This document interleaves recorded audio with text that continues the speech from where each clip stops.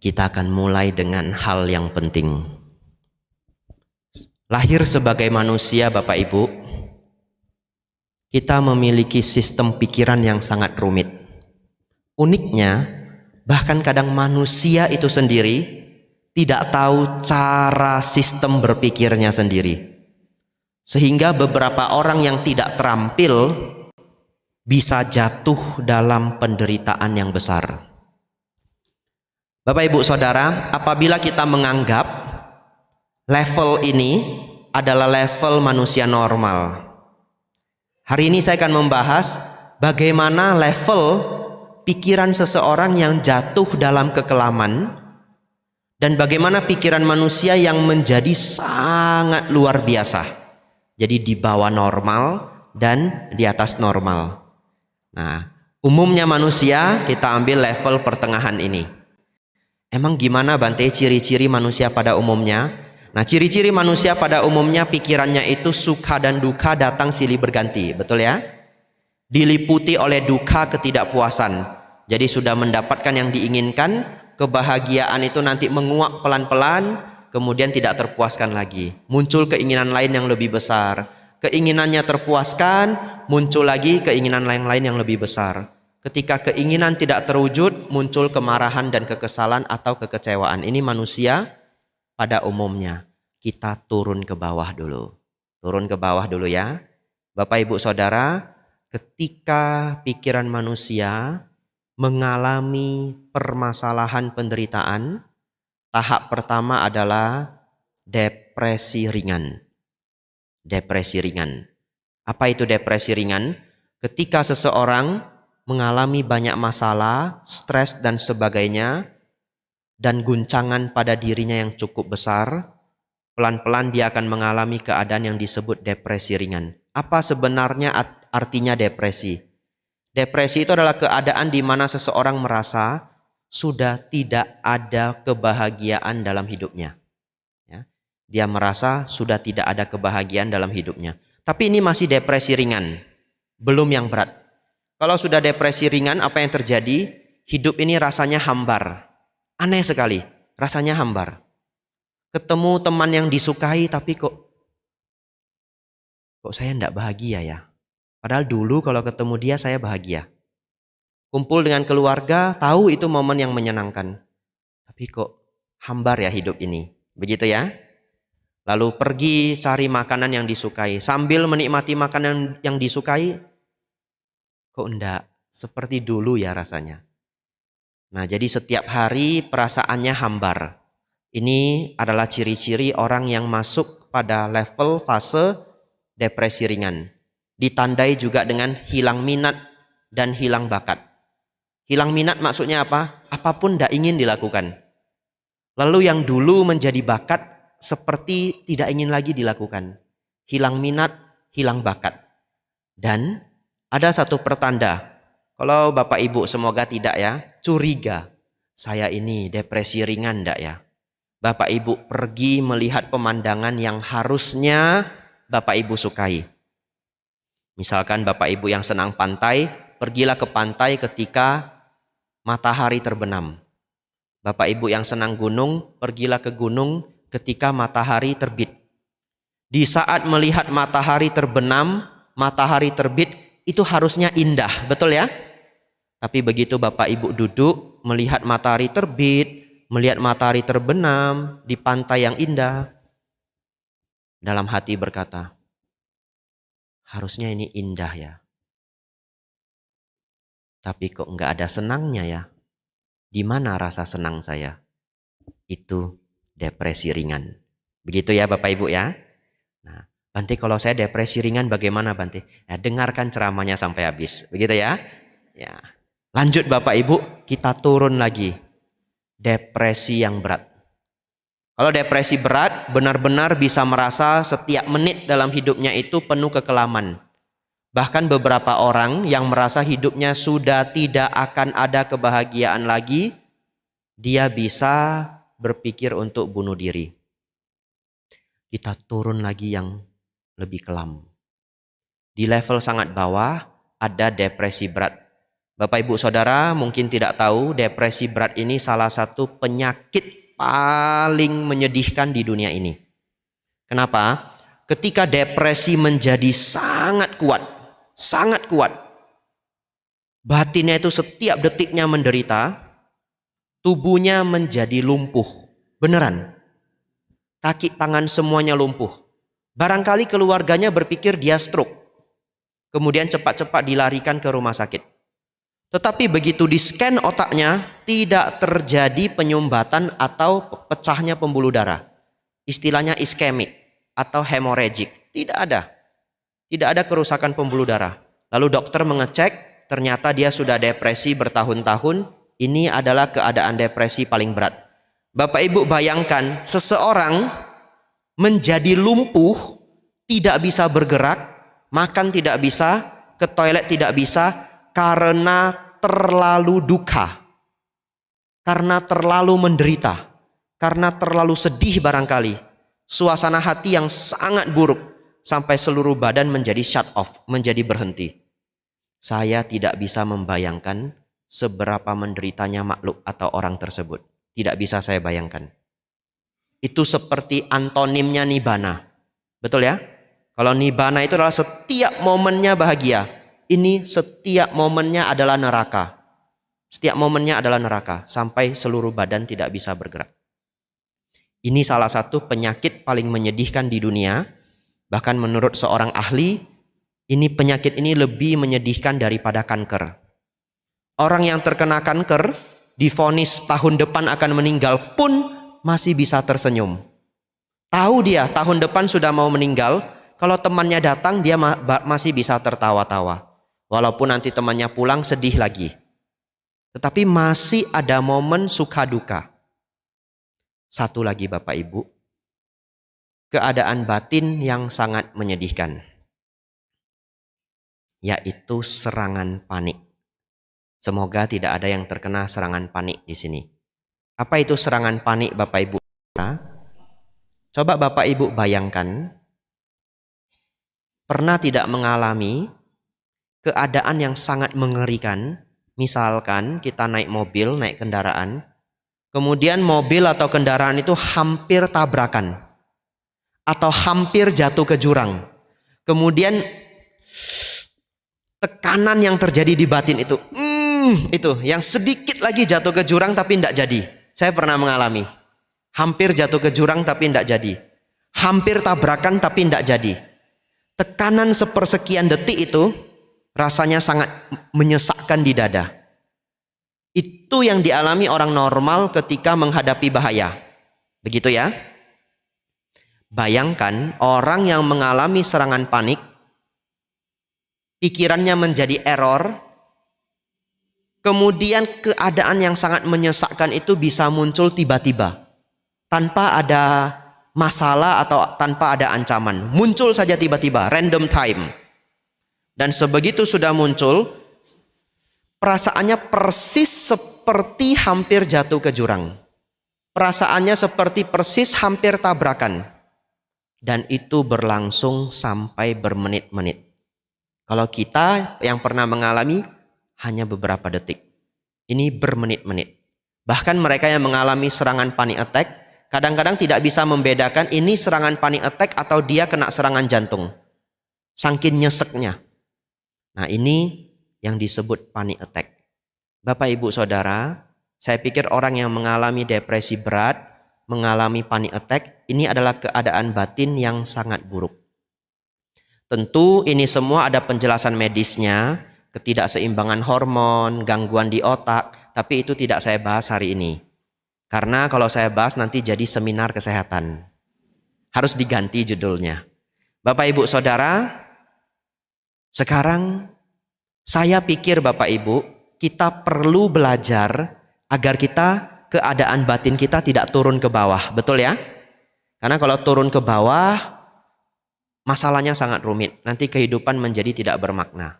Sekarang Bapak Ibu Saudara, bagaimana Bante supaya kita tidak turun ke bawah, apalagi bisa pelan-pelan naik ke atas, keadaan batin yang lebih baik? Caranya adalah tentu Salah satunya adalah dengan bermeditasi. Bapak Ibu Saudara, selanjutnya saya ingin membahas seberapa luar biasanya meditasi. Seberapa luar biasanya meditasi. Ada sebuah eksperimen yang dilakukan oleh seorang penulis buku, dia juga seorang psikolog S3 dari Harvard. Namanya adalah Daniel Goleman. Yang senang baca buku, barangkali pernah baca bukunya, judulnya Kecerdasan Emosional, Emotional Intelligence. Ini saya tidak di-endorse ya. Bapak Ibu Saudara, ternyata Daniel Goleman ini sudah melakukan penelitian mengenai meditasi selama lebih dari 30 tahun. Dengan sangat serius. Dia bekerja sama dengan seorang ahli saraf namanya Richard Davidson. Di satu universitas, University of Wisconsin, dan mereka punya laboratorium yang di dalamnya bekerja lebih dari 100 orang, dan penelitian mereka adalah mengenai meditasi. Apa yang mereka temukan?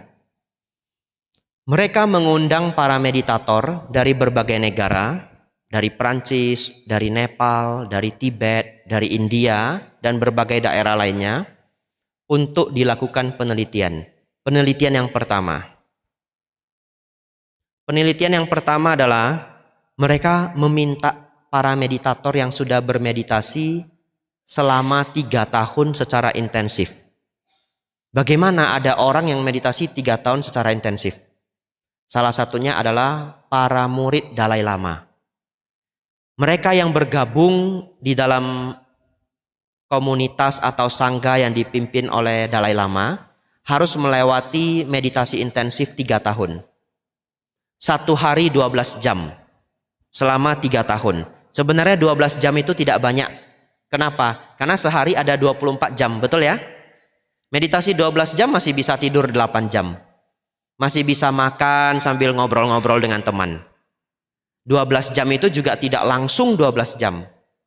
Pagi 2 jam, setelah sarapan 2 jam, sebelum makan siang 2 jam, setelah makan siang 2 jam, sore 2 jam, malam 2 jam. Begitu ya Bapak Ibu. Setelah mereka mengundang para biku yang telah selesai pelatihan intensif 3 tahun ini, mereka diuji di eksperimen. Para biku ini Bapak Ibu diminta untuk duduk di satu ruangan. Kemudian mereka akan diberi perlakuan. Nah, perlakuan itu artinya hal yang dilakukan dalam eksperimen. Istilahnya adalah perlakuan. Perlakuannya adalah akan dibunyikan suara tembakan. Sekuat suara tembakan tank. Buam, kencang sekali. Dalam waktu yang tidak ditentukan. Random. Jadi bikunya duduk. Tidak tahu kapan. Tiba-tiba duar. Begitu ya. Nah, lalu pembandingnya adalah para tentara. Para tentara elit yang sudah pernah ikut perang di Timur Tengah, para pasukan-pasukan terbaik menjadi pembandingnya. Jadi ada biku dan ada tentara elit. Karena tentara elit itu kan sudah terbiasa dengan suara tembakan. Harusnya mereka tidak terkejut, betul ya? Nah, ini perbandingannya. Para biku yang duduk silahkan, ingin duduk saja, ingin bermeditasi silahkan. Mereka mau melakukan apa silahkan. Yang penting nanti akan ada suara tembakan. Apa yang terjadi Bapak Ibu? Duar suara tembakan itu ternyata semua tentara yang hadir terkejut. Tidak ada satupun tentara yang tidak terkejut. Lalu apa yang terjadi pada para biku yang diundang? Semua para biku yang diundang hampir tidak terkejut. Kenapa menggunakan kata hampir? Ketika suara itu meledak, badannya itu tidak startle. Startle itu gini, loncat ya. Tidak ada loncatan, tidak ada startle. Tetapi ada micro expression. Jadi masih ada gerakan di wajah, misalkan sedikit kerutan. Jadi mau dikatakan tidak terkejut, ya secara bahasa masyarakat tidak terkejut, betul ya? Karena kalau orang terkejut bagi kita kan loncat toh. Nah, biku ini tidak loncat. Hanya sedikit mikro ekspresi di dalam wajah mereka. Ini membuktikan Bapak Ibu bahwa mereka melakukan meditasi intensif 3 tahun membawa hasil yang luar biasa. Salah satunya adalah rasa takut menjadi hilang. Karena keterkejutan itu adalah rasa takut. Dan Bapak Ibu Saudara, luar biasanya adalah kalau kita baca sutta Bapak Ibu, apa ciri-ciri seorang arahat? Salah satu ciri seorang arahat adalah tidak memiliki rasa takut. Jadi kalau Bapak Ibu ketemu seorang arahat yang tidak perlu dilakukan ya. Ibarat kata seorang arahat ditodong dengan pisau, seorang arahat itu tidak akan meminta tolong. Dia akan pasrah saja. Mati ya mati. Kenapa? Tidak ada ketakutan. Tapi Bapak Ibu nanti setelah selesai makan siang, tidak perlu nodong saya ya. Saya ngaku saja saya belum arahat. Ya, saya tidak perlu ditodong. Bapak Ibu nanti pas lihat saya jalan ke depan juga tidak usah dikejutin ya. Duar, bantai gitu, tidak usah ya. Bapak Ibu Saudara, hal ini sangat luar biasa. Kenapa? Karena ternyata setelah kita bermeditasi, ada bagian kecil di otak kita namanya amigdala. Ukurannya adalah seukuran kuku. Nanti yang penasaran boleh cek di Google amigdala. Dan ternyata bagian otak amigdala ini berhubungan dengan rasa takut, sifat agresif, ya, dan juga trauma-trauma. Ternyata bagian amigdala ini menjadi pasif. Menjadi pasif sehingga rasa takut itu berkurang. Artinya yang sangat luar biasa adalah apa yang diungkapkan oleh Sang Buddha ribuan tahun yang lalu, hari ini terbukti secara sains. Sang Buddha mengatakan seorang arahat tidak memiliki rasa takut. Saya percaya para biku yang mengikuti intensif latihan ini barangkali belum arahat. Tetapi pun menunjukkan rasa takut yang sangat minim. Artinya kemajuan luar biasa. Eksperimen kedua Bapak Ibu. Yang ini yang sangat penting. Semoga setelah Bapak Ibu mendengar eksperimen kedua ini nanti jadi lebih rajin bermeditasi. Begitu ya. Ini silakan Bapak Ibu yang penasaran nanti cari di internet. Judul videonya adalah The Remarkable Brainwaves of High Level Meditator. Ya, The Remarkable Brainwaves of High Level Meditator. Karena ini ada rekamannya, Bapak Ibu tidak usah catat. Ya, nanti kapan-kapan ingin cari videonya balik lagi ke rekaman ini. Tapi saya juga hampir selalu lupa dengan judul video ini. Seringnya saya cuma tulis nama channelnya. Nama channelnya Big Think, berpikir besar. Saya tulis Superhuman sama Meditation. Nanti muncul videonya. Videonya ada gambar seorang biksu tua yang ditempeli kabel-kabel. Bapak Ibu Saudara, pada eksperimen ini mereka mengundang para biku yang sudah bermeditasi lebih dari 60.000 jam. Dicatat ya, lebih dari 60.000 jam. Waduh, banyak sekali Bante. Ya, demikianlah adanya ya. Tadi Bapak Ibu bersama saya sudah bermeditasi 4 menit. Ya, sisanya Bapak Ibu cicil di rumah ya. Sisanya Bapak Ibu cicil. Bapak Ibu Saudara, apa yang terjadi pada beliau-beliau ini? Begini Bapak Ibu. Pada orang normal, kalau mereka scan otak kita dengan MRI, dengan EEG, elektromagnetik, setelah di-scan ditemukan banyak sekali informasi gelombang-gelombang otak. Tapi ada satu gelombang yang sangat khusus. Supaya gampang mereka panggil gelombang ini dengan gelombang gamma. Supaya gampang. Pada manusia normal Bapak Ibu, ketika seseorang mengalami kebahagiaan, gelombang gamma ini akan muncul setengah detik, 0,5 detik. Bagaimana bahagia Bante? Contoh, misalkan kita punya masalah hidup, punya problem, dan kita sudah pikirkan gimana ya jalan keluarnya sampai 1 bulan lebih. Dan setelah kita pikirkan 1 bulan lebih, tiba-tiba satu ketika ketemu solusinya. Saya sudah tahu. Pernah Bapak Ibu merasakan ini? Aha moment. Disebut aha moment. Perasaan yang sangat nyaman ya. Gelombang gamma muncul 0,5 detik. Atau misalkan Bapak Ibu sedang lapar. Lapar, haus, kemudian menemukan buah kesukaan. Orang Indonesia misalkan senangnya semangka. Bapak Ibu ketemu semangka, Bapak Ibu lapar, Bapak Ibu haus, gigitan pertama semangka. Begitu digigit, rasanya itu gelombang gamma muncul 0,5 detik. Jadi setiap gelombang gamma ini muncul 0,5 detik, ini adalah pertanda otak sedang mengalami kebahagiaan. Kebahagiaan indrawi. Dan ini tidak bisa ditipu, karena ini adalah alat, betul ya? Sudah tidak bisa pura-pura, karena alatnya sedang nyeken otak kita. Bapak Ibu Saudara, apa yang terjadi pada otak meditator kelas kakap ini? Bermeditasi lebih dari 60.000 jam. Ternyata Bapak Ibu, para meditator ini memiliki gelombang gamma. Kalau kita 0,5 detik, betul ya? Kira-kira berapa detik? Meditator hebat ini berapa detik? Ternyata gelombang gammanya muncul all the time. Setiap waktu. Sudah tidak bisa dibandingkan lagi. Yang jago matematika nanti pulang silakan hitung. Itu 1 banding berapa? Saya mau ngitungnya bingung saya. 1 jam 3.600. Ini setengah detik, berarti 1 jam 7.200. Kalau 1 hari bangunnya 15 jam, aduh kali sendiri. Tapi saya pernah kali beneran.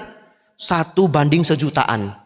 Ternyata kebahagiaan kita enggak ada apa-apanya dibandingkan para meditator kelas kakap. Oleh karena itu dalam Sutta, dalam Tripitaka, Sang Buddha terus mengulang-ulang bahwa kebahagiaan meditasi itu sangat tinggi. Dan hari ini terbukti secara sains. Namun Bapak Ibu mungkin berpikir, adik, enggak apa-apa, anak-anak jalan-jalan enggak apa-apa ya.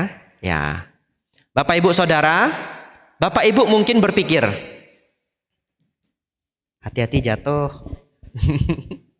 Siapa namanya ini? Enggak apa-apa, enggak usah buru-buru. Ya. Nah, ini namanya berjodoh dengan Dhamma ya. Ya. Bapak Ibu Saudara, mungkin Bapak Ibu berpikir, Bante, gimana kita bisa meditasi 60.000 jam Bante? Setengah jam saja lupa Bante. Begitu ya? Bapak Ibu Saudara jangan khawatir. Mereka melanjutkan eksperimennya. Mereka melanjutkan eksperimennya bagaimana kalau seseorang hanya meditasi kira-kira 10.000 jam. Ternyata gelombang gamma itu menjadi muncul sekitaran lebih dari 10 menit. Kalau kita orang biasa berapa? Setengah detik. Mereka lanjut lagi penelitian. Kalau 1000 jam bagaimana? Ternyata jadi sepersekian detik, lebih dari 1 detik. Bisa 5 detik, bisa 7 detik. Lalu mereka juga mencoba yang hanya 100 menit. Kalau yang sudah bermeditasi 100 menit, apa yang terjadi? Ternyata amigdalanya menjadi lebih pasif. Memang gelombang gammanya masih sama, tetapi amigdalanya menjadi lebih pasif. Itu artinya Bapak Ibu, seberapa banyak pun kita bermeditasi, membawa manfaat. Dan harus kita cicil pelan-pelan. Yang 100 menit saja hasilnya ada, apalagi kalau Bapak Ibu sudah bermeditasi lebih dari berjam-jam. Nanti Bapak Ibu boleh tiru seorang pilot. Kalau pilot ketemu pilot yang mereka tanya itu adalah, sudah terbang berapa jam? Begitu ya? Oh, saya sudah terbang 3.000 jam. Oh, banyak ya, begitu ya. Oh, saya sudah terbang 7.000 jam. Nanti setelah itu di Wihara Sakyamuni ada ini, buku pilot meditasi. Nah, kalau ketemu, kamu sudah meditasi berapa jam? Begitu ya? Bapak Ibu Saudara, 2 informasi ini sangat berharga untuk kita. Karena kita menjadi tahu ternyata kita bisa meningkatkan kualitas kebahagiaan, kualitas batin dan yang lainnya. Ada beberapa hal lagi yang ingin saya bahas. Tadi kita bahas dari sisi modern science, betul ya? Dari sisi ilmu pengetahuan. Tapi bagaimana yang diungkapkan di dalam Tipitaka, kualitas seorang arahat? Bapak Ibu Saudara,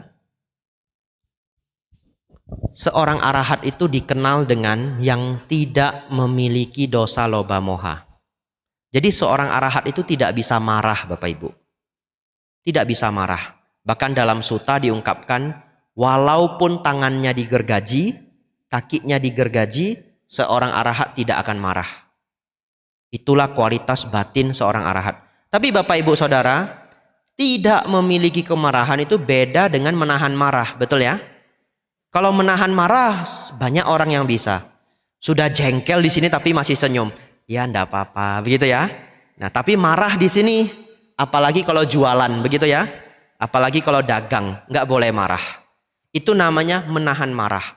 Walaupun menahan marah pun sudah sangat baik. Karena marah itu tidak dieksekusi. Tapi seorang arahat memang tidak ada kemarahan. Dicari di dalam batin pun tidak ada kemarahan. Kalaupun mereka menegur, seakan-akan marah, itu ibarat kata marah acting. Batinnya tidak ada kemarahan sedikit pun. Karena walaupun Sang Buddha seorang arahat, beliau masih menegur para biku. Kalau biku melakukan kesalahan, beliau akan menegur. Dan di suta itu ditulis, dan Sang Buddha marah. Tapi marah di sini tidak ada kemarahan. Seperti hanya acting marah, agar orang itu mau bergerak. Bapak Ibu Saudara, yang kedua. Seorang arahat itu tidak bisa bermimpi. Tidak bisa bermimpi. Kenapa? Karena batinnya sudah tidak bocor. Pikirannya sudah tidak bocor. Pikiran manusia masih bocor. Bapak Ibu ngomong dengan diri sendiri, memikirkan ini dan itu. Dan gambaran dalam batin kita itu random.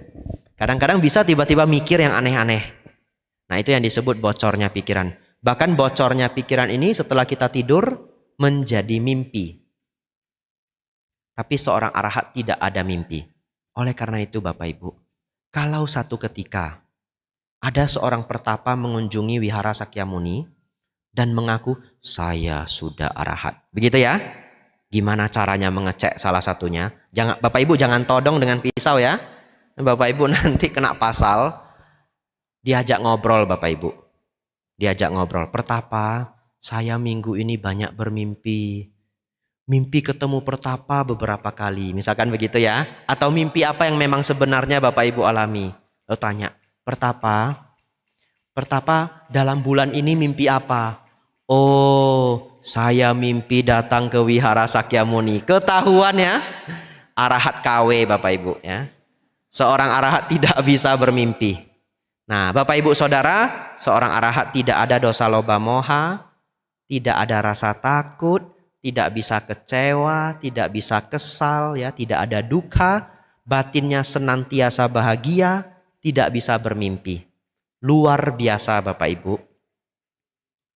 Terakhir, bagaimana agar Bapak Ibu bisa memiliki kualitas seperti halnya para meditator-meditator hebat tadi, dan juga mendapatkan kualitas-kualitas yang menuju pada kualitas seorang arahat. Tentu tidak seperti seorang arahat, tapi kita meniru arahat saja dampaknya luar biasa, betul ya? Meniru apa yang hebat, kita akan mendapatkan hal yang hebat. Yang pertama, saya menyarankan Bapak Ibu praktek meditasi setiap pagi. Kalau bisa 10-15 menit enggak apa-apa. 10-15 menit, tapi setiap hari. Setiap hari. Yang sulit adalah setiap hari. Bante, setiap hari saya belum bisa. Setidak-tidaknya 3 kali seminggu. Yang sulit itu adalah dibuat menjadi konsisten. Tapi itu yang membawa hasil. Itu sangat membawa hasil. Tapi kenapa harus pagi, Bante? Nah, karena Bapak Ibu Saudara akan menghadapi dunia ini. Jadi kalau Bapak Ibu setiap pagi bermeditasi 10-15 menit, maka pada hari itu perasaan emosi Bapak Ibu lebih terkendali. Sehingga ketika ke tempat kerja, ketika menghadapi teman kerja, ataupun di sekolah, di kampus, batin menjadi lebih tenang. Jadi itu sangat positif. 15 menit setiap pagi sebelum beraktivitas. Meditasi apa Bante? Saran saya, meditasi Anapanasati. Tapi kalau Bapak Ibu punya objek meditasi kesukaan Bapak Ibu, silahkan. Tetapi salah satu saran saya adalah mengembangkan Anapanasati. Kenapa? Nanti ada lanjutannya. To be continue.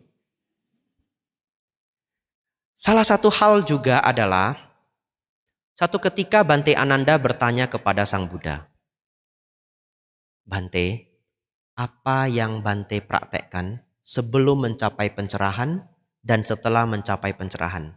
Apa yang Sang Buddha jawab? Sang Buddha menjawab, Sebelum mencapai pencerahan, saya mempraktekkan anapanasati. Setelah mencapai kebudaan, saya mempraktekkan anapanasati. Jadi anapanasati ini disebut objek meditasi yang paling dipuji Sang Buddha. Ana itu artinya nafas masuk. Pana artinya nafas keluar. Makanya sila pertama namanya panatipata. Artinya tidak melenyapkan yang bernafas keluar. Nah, apa yang bernafas keluar itu makhluk hidup. Ya, ana, nafas masuk. Pana, nafas keluar. Sati, perhatian. Bapak Ibu Saudara, anapanasati ini adalah meditasi terbaik untuk mengembangkan meditasi ketenangan, samatha. Tapi Bapak Ibu tidak perlu khawatir. Bante, saya harus praktek samatha atau vipassana. Keduanya harus dipraktekkan. Tidak bisa kurang, tidak boleh tawar. Kenapa? Dalam sutta ditulis, ada satu sutta di mana Bante Ananda mengungkapkan. Saat itu, Sang Buddha sudah mahaparinibbana. Sehingga kalau ada para bhikkhu yang mencapai kearahatan, mereka akan datang dan lapor ke Bante Ananda. Dan dari semua yang dikumpulkan oleh Bante Ananda mengungkapkan demikian. Semua yang mencapai arahat datang padaku, dan mereka mencapai arahat melalui 4 cara. Yang pertama, mempraktekkan samatha, kemudian vipassana. Yang kedua, mempraktekkan vipassana, kemudian samatha. Yang ketiga, mempraktekkan samatha dan vipassana bersamaan. Yang keempat ini sangat rumit. Jarang dibahas di dalam Theravada. Tapi banyak dipraktekkan di dalam meditasi Zen Buddhism, aliran Jepang. Ya, yang nomor 4 ini apa? Dia merenungkan aku, muncul kegelisahan. Melenyapkan kegelisahan, mencapai kearahatan. Jadi di dalam sutta, Bante Ananda mengungkapkan 4 cara pencapaian arahat. Oleh karena itu Bapak Ibu Saudara, Bapak Ibu mempraktekkan yang mana dulu tidak masalah, tapi Bapak Ibu tetap harus mengembangkan keduanya. Bante, kalau Sang Buddha gimana Bante? Begitu ya? Saya selalu kembali pada panutan kita Sang Buddha. Saya pikir mengikuti apa yang dipraktekkan Sang Buddha adalah salah satu jalan yang paling aman. Dari sedemikian banyak cara yang sudah kita pelajari di era modern ini. Karena zaman sekarang beda guru bisa beda teknik. Sangat membingungkan. Jangankan umat Buddha, bhikkhu juga ikut bingung Bapak Ibu. Jadi apa yang saya lakukan? Kembali pada panutan. Sang Buddha ternyata mempraktekkan samatha dulu, kemudian vipassana. Beruntung. Kemarin saya sudah buat pelajaran Baya Berawa Sutta. Di sini siapa yang hadir kemarin? Wah, rame ya. Nah, kemarin kita belajar Bodhisatta mengembangkan jana pertama, jana kedua, jana ketiga, jana keempat. Kemudian Tewija, melihat kehidupan lampau, melihat keterkaitan kehidupan, melenyapkan asawa. Bapak Ibu Saudara, pencapaian jana 1 sampai jana 4 adalah samatha. Tewija adalah vipassana. Jadi Sang Buddha mengembangkan samatha dulu, kemudian vipassana. Bagi yang belum mendengarkan Dhamma Class kemarin tapi tertarik, mungkin nanti akan dirilis rekamannya oleh channel Wihara Sakyamuni. Nanti silakan cari di channelnya. Oleh karena itu Bapak Ibu, ini saran singkat saya. Prakteklah anapanasati atau meditasi yang lainnya silahkan yang Bapak Ibu sukai 10-15 menit sehari. Terakhir, sebenarnya saya merasa terlalu singkat ya. Banyak yang ingin saya sampaikan, tapi tidak apa-apa. Terakhir ya, lebih sedikit tidak apa-apa ya. Ya, ini bagian terakhir Bapak Ibu.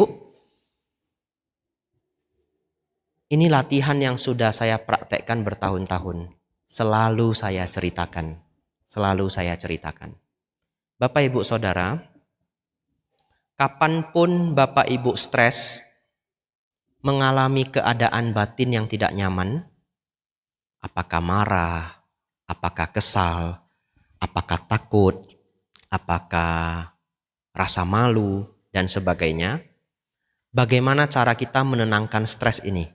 Dalam bahasa Pali, segala keadaan batin yang tidak nyaman disebut dukkha, betul ya? Semua keadaan batin yang tidak nyaman disebut dukkha. Pertanyaan saya, marah itu menyenangkan atau tidak? Tidak, duka. Sedih, tidak menyenangkan, betul ya? Duka. Kalau kecewa menyenangkan atau tidak? Tidak, duka. Bapak Ibu merasakan malu, menyenangkan tidak menyenangkan? Tidak menyenangkan, rasa malu adalah duka. Bapak Ibu Saudara, kita ambil contoh kemarahan saja, karena ini paling gampang dilihat. Ketika Bapak Ibu marah, akan terjadi perubahan fisik Bapak Ibu. Kening menjadi ketat, rahang menjadi tegang. Otot-otot semuanya menegang, jantung berdegup kencang, nafas menjadi berat. Ini ciri-ciri kita stres, dan dalam contoh ini kita sedang marah. Kalau Bapak Ibu marah, nafasnya pasti, kemudian jantung dup, dup, dup, dup, dup. Tidak ada, saya belum ketemu orang marah, saya sedang marah, kamu harus hati-hati. Tapi nafasnya tenang begini, belum ada. Kalau orang marah pasti nafasnya berat. Bapak Ibu Saudara, semua ciri-ciri fisik yang tadi saya sebutkan tidak bisa Bapak Ibu ganggu. Tidak ada orang yang bisa membuat jantung yang berdegup kencang menjadi pelan, belum ada ya. Kemudian otot-otot menjadi ketat juga tidak bisa kita kontrol. Satu-satunya yang bisa kita kontrol adalah nafas. Jadi ketika Bapak Ibu stres, ketika Bapak Ibu marah, setelah Bapak Ibu menyadari ciri-cirinya, caranya adalah harus bernafas dengan pelan dan mendalam. Itu caranya. Jadi begitu Bapak Ibu sudah tahu badan ini sudah mau marah, mengetahui ciri-cirinya tadi, Bapak Ibu sudah merasa kesal, langsung nafas yang tenang dan mendalam. Walaupun badannya tidak mau, tenang dan mendalam. Tidak harus menutup mata Bapak Ibu, karena kadang-kadang sedang ada masalah toh. Kita sedang menghadapi orang di depan kita. Lihat saja ke bawah. Kadang-kadang tidak perlu lihat ke bawah, rileks saja. Tapi nafasnya tenang, rileks, mendalam. Walaupun jantungnya dup dup dup dup dup dan otot-ototnya sudah ketat semua, sudah kencang semua. Setelah 5 sampai 10 nafas Bapak Ibu, kemarahan akan berkurang. Kalau Bapak Ibu merasakan takut, ketakutan akan berkurang. Kalau Bapak Ibu sedang mengalami kesedihan, kesedihan akan berkurang. Tapi Bante, ketika saya marah Bante, saya lupa dengan apa yang Bante bilang. Sudah selesai marahnya baru ingat, aduh kata Bante Abijatto, nafas masuk, nafas keluar, aduh. Begitu ya? Bapak Ibu biasanya akan lupa. Jadi gimana caranya biar tidak lupa? Ini latihannya Bapak Ibu. Setiap Bapak Ibu menunggu apa saja, langsung latihan nafas masuk, nafas keluar. Tenang, rileks dan mendalam. 20 sampai 30 detik sudah cukup. Tidak lama. 20 detik tidak apa-apa. 30 detik tidak apa-apa. Dan kalau Bapak Ibu merasa nyaman mau dilanjutkan silakan. Setiap kali menunggu, Bapak Ibu bernafas 20-30 detik tenang, rileks dan mendalam. Setelah itu ingin keluarkan HP silakan. Karena zaman sekarang orang menunggu pasti keluarkan HP. Latihannya bagaimana? Contoh. Bapak Ibu yang bawa kendaraan sendiri, apakah motor, apakah mobil, sebegitu ketemu lampu merah, langsung nafas masuk, nafas keluar. Tenang, rileks dan bahagia. Awal-awalnya sulit Bapak Ibu. Mana ada orang ketemu lampu merah bahagia, betul ya? Nah, cuma kita ketemu lampu merah bahagia. Oleh karena itu menjadi latihan. Setiap ketemu lampu merah, nafas masuk, nafas keluar. Lama-lama kita menjadi senang. Setiap lampu merah saya bisa beristirahat, membahagiakan batin sejenak, melihat nafas yang indah. Bapak Ibu belanja ke pasar, beli sesuatu di mall, kadang-kadang sudah pesan harus nunggu, betul ya? Sebegitu sudah pesan harus nunggu, begitu nunggu langsung nafas masuk, nafas keluar. 30 detik cukup, 20 detik cukup Bapak Ibu. Hanya menjadi kebiasaan. Bapak Ibu ngantri. Ngantrinya 20 orang di depan Bapak Ibu. Kalau orang lain nggak tahu, ada yang kesal, ada yang bosen ya. Bapak Ibu sebegitu ngantri langsung nafas masuk, nafas keluar. Jangan tutup mata Bapak Ibu, nanti kelewatan. Depan jadi kosong Bapak Ibu. Ya, Anda usah nutup mata, lihat di bawah saja. Nafas masuk, nafas keluar. 20 detik, 30 detik cukup. Mau keluarkan HP silahkan.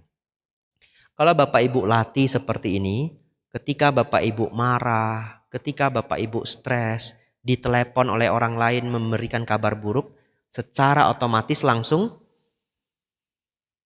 nafas masuk, nafas keluar. Nanti Bapak Ibu kerja di tempat kerja, ketemu orang yang tidak disukai Bapak Ibu. Orang yang tidak disukai itu sakti Bapak Ibu. Jaraknya 10 meter nafas kita sudah sesak. Ya, dia masih di sana, jaraknya masih 10 meter, 15 meter. Begitu lihat dia, kita sudah sesak, kita sudah. Lalu dia mendekat toh. Ya, tapi Bapak Ibu jangan begini ya. Begitu dia lewat langsung 1 kali. 10 menit lagi dia balik, dia lewat 2 kali, 3 kali. Nanti pas ketiga kali dia nanya, kamu kenapa? Setiap saya lewat kenapa? Kamu mendesah nafas seperti itu kenapa? Enggak, kata Bante Abhijato, nafas masuk, nafas keluar. Begitu, jangan ya. Itu namanya pertanda kebencian ya. Tidak, rileks saja nafasnya untuk mengurangi kemarahan. Bapak Ibu Saudara, silakan praktekkan ini dalam kehidupan sehari-hari. Pengalaman saya, setelah 4 bulan ini menjadi kebiasaan. Bahkan setiap saya menunggu apapun, refleks saya adalah nafas masuk, nafas keluar. Ini terakhir contoh, karena saya sudah lewat jam ini. Sudah kelebihan jatah saya. Belum ya? Oh. Nah Bapak Ibu Saudara, misalkan kadang-kadang Bapak Ibu pergi ke rumah makan, diantar makanannya tapi tidak ada sendoknya. Misalkan saja ya. Begitu tidak ada sendok garpu, Bapak Ibu manggil orangnya, Mas, sendoknya ndak ada. Oh ya, maaf Pak, maaf Bu, saya ambilkan. Begitu dia jalan Bapak Ibu langsung nafas masuk, nafas keluar. Ini miracle Bapak Ibu, keajaiban. Bapak Ibu mungkin tidak percaya, nanti praktekkan. Bapak Ibu akan merasa sangat aneh. Hal-hal yang membuat orang lain kesal tidak membuat Bapak Ibu kesal. Aneh sekali, aneh sekali. Setiap hal yang tidak terduga terjadi, tidak ada kekesalan. Dikembangkan terus bersamaan dengan meditasi, semuanya akan meningkat. Tidak bisa saya jelaskan lebih. Kalau satu hari kita ingin belajar tentang khusus tentang meditasi, kita buat topiknya atau kita membuat retreat. 40 menit, 50 menit benar-benar tidak cukup. Bapak Ibu Saudara, sekian apa yang bisa kita pelajari hari ini. Semoga membawa inspirasi untuk Bapak Ibu semua. Semoga membawa manfaat untuk Bapak Ibu semua. Semoga Bapak Ibu Saudara semakin maju dalam dhamma, semakin maju dalam kehidupan. Sabbe sata bhavantu sukhitata. Semoga semua makhluk hidup berbahagia. Sadhu.